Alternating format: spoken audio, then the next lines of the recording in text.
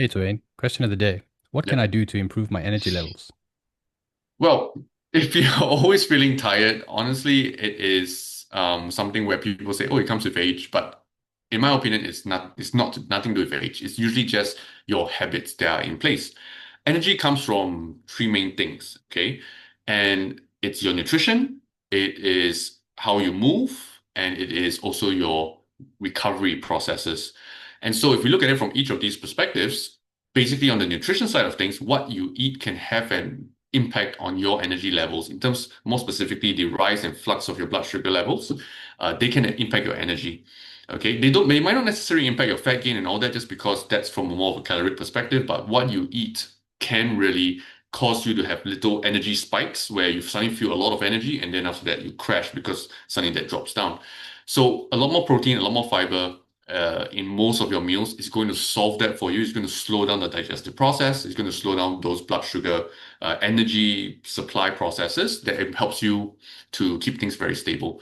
The other part about this, where I just mentioned earlier, was the movement side of things. So that's more related to exercise. If you're already getting in exercise, that's great, but not just high intensity exercise. Getting in some daily low intensity general activity is very, very important as well.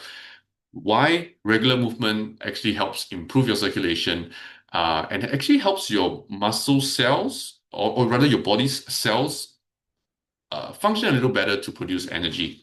Okay. The other part about it, as I mentioned for the exercise part, is just doing your strength training stuff. So if you're doing that, that's really good.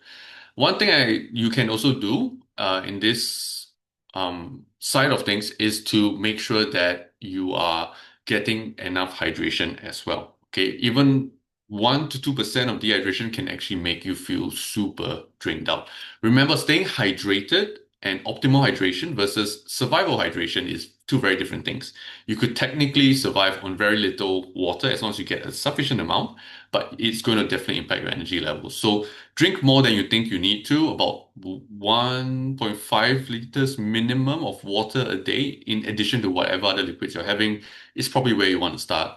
Probably more is better, up to even about 3 liters if you are sweating a lot. The last part of this sector is the recovery sector, which is looking at your stress and your sleep.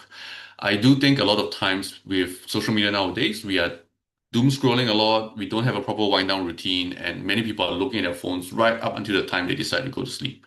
So having some sort of daily wind down routine, a way to signify end of your mental load for the day, and reducing that stress in the brain before you sleep is very, very important because that can improve your energy the next day.